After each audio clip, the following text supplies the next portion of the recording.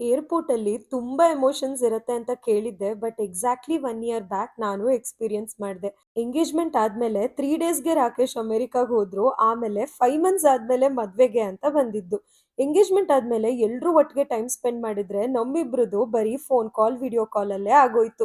Early morning flight 2:30ಗೆ landing ಇತ್ತು. But ನಂಗೆ excitement ತಡಿಯಕ್ಕಾಗ್ದಿರ 12:30ಗೆ ಏರ್‌ಪೋರ್ಟ್‌ಗೆ ಹೋಗಿ ಕಾಯ್ತಾ ಕೂತಿದ್ವಿ.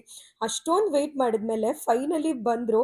ನಾನು ಎಷ್ಟು ನರ್ವಸ್ ಆಗಿದ್ದೆ ಅಂತಂದ್ರೆ ಮೋಸ್ಟ್ಲಿ ಬೋರ್ಡ್ ಎಕ್ಸಾಮ್ಸ್‌ಗೂ ಅಷ್ಟೊಂದು ಹೆದರ್ಕೊಂಡಿರ್ಲಿಲ್ಲ ಅಂತ ಅನ್ಸುತ್ತೆ. ಹೊಟ್ಟೆಲಿ 1000 ಚಿಟ್ಟೆ ಬಿಟ್ಟಂಗ್ ಆಗ್ತಾ ಇತ್ತು. ಆ ಗಾಬ್ರಿಲಿ ತಂದಿದ್ದ ಫ್ಲವರ್ ಬೊಕೆನೂ ಕೊಡ್ಲಿಲ್ಲ. "ನನ್ಗೆ ತಾನೇ ತಂದಿರೋದು" ಅಂತ ರಾಕೇಶೇ ಕೇಳಿಸ್ಕೊಂಡ್ರು. ರಾಕೇಶ್ ಮೇಲ್ಮೇಲ್ ನಗ್ತಿದ್ರು, ಅವ್ರು ಫುಲ್ ನರ್ವಸ್ ಆಗಿದ್ರು. ನಾನ್ ಇವತ್ತಿಗೂ ರೇಗಿಸ್ತೀನಿ, ನಾನ್ ತಗೊಂಡೋಗಿದ್ ಬೊಕೆಲಿ ಯಾಕ್ 147 ರೋಸಸ್ಸೇ ಇತ್ತು ಅಂತ ನೀವ್ ಕಂಡ್ಹಿಡೀಲಿಲ್ಲ ಅಂತ. ಎನಿವೇಸ್ ಲಾಂಗ್ ಡಿಸ್ಟೆನ್ಸ್ ರಿಲೇಶನ್‌ಶಿಪ್ಪು ಎಷ್ಟ್ ಕಷ್ಟ ಅಂತ ಎಕ್ಸ್‌ಪೀರಿಯನ್ಸ್ ಮಾಡ್ದೋರ್ಗೆ ಗೊತ್ತು.